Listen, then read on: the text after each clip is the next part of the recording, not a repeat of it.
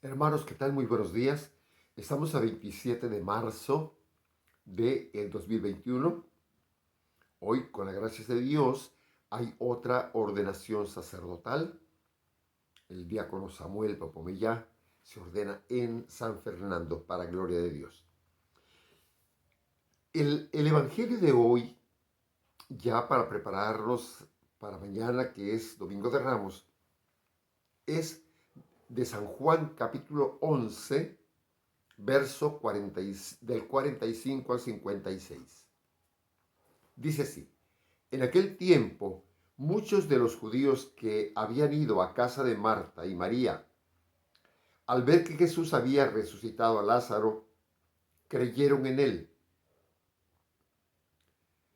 Pero algunos de entre ellos fueron a ver a los fariseos y les contaron lo que había hecho Jesús. Entonces los sumos sacerdotes y los fariseos convocaron al Sanedrín y decían: ¿qué será bueno hacer? Ese hombre está haciendo muchos prodigios. Si lo dejamos seguir así, todos van a creer en él. Van a venir los romanos y destruirán nuestro templo y nuestra nación.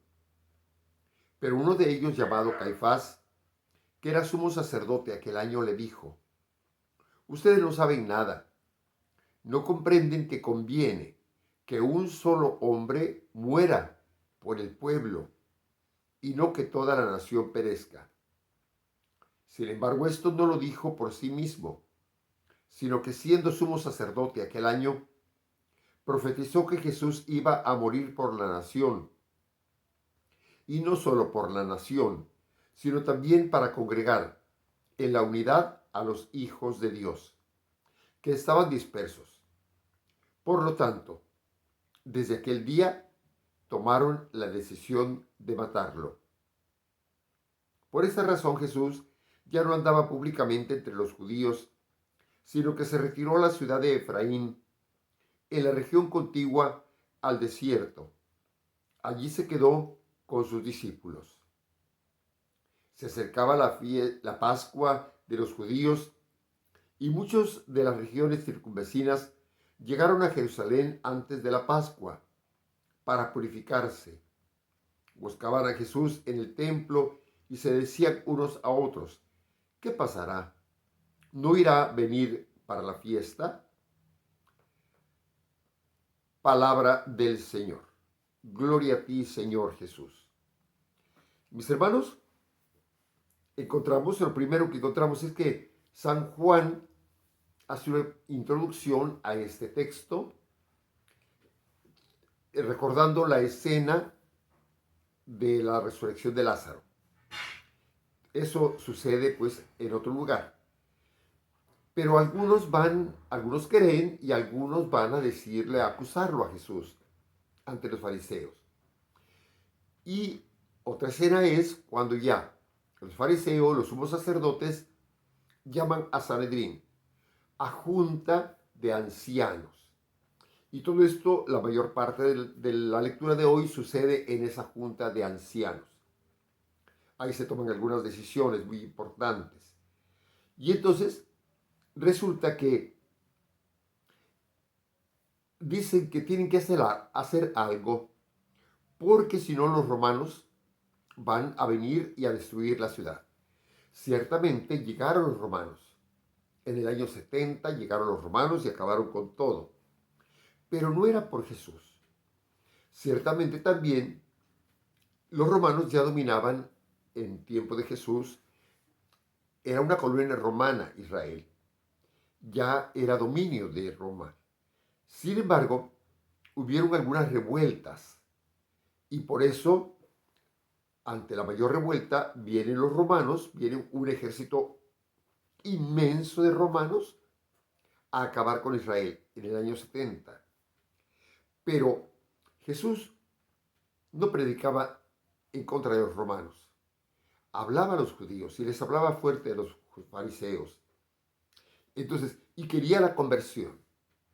No hablaba de que si Roma estaba mal que tuviera allí como colonia a Israel, ni nada de eso.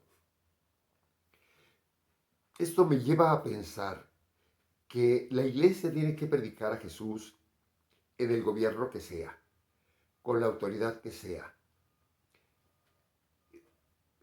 favorable o no favorable al pueblo, tiene que predicar. Jesús lo hizo y, y es lo que espera Jesús también de la iglesia y de toda persona que se jacte de seguir a Jesús. Entre los fariseos en el Sanedrín estaba Caifás. Este Caifás propone que muera un solo hombre y no que toda la nación perezca.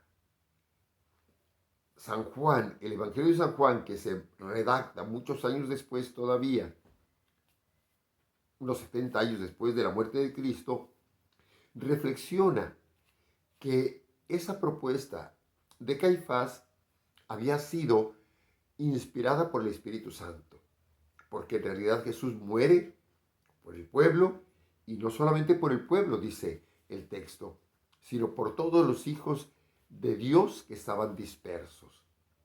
Pero se toma la decisión de matarlo.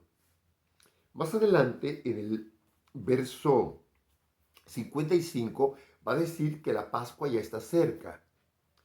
Entonces, coincide, la Pascua está cerca y la decisión de matarlo también ya está en ese momento. ¿Por qué hago referencia a esto? Porque en tiempo de la Pascua, acuérdense, se sacrificaba un cordero de un año sin defectos. Por lo tanto, estaban ya buscando al cordero que iban a sacrificar para la Pascua.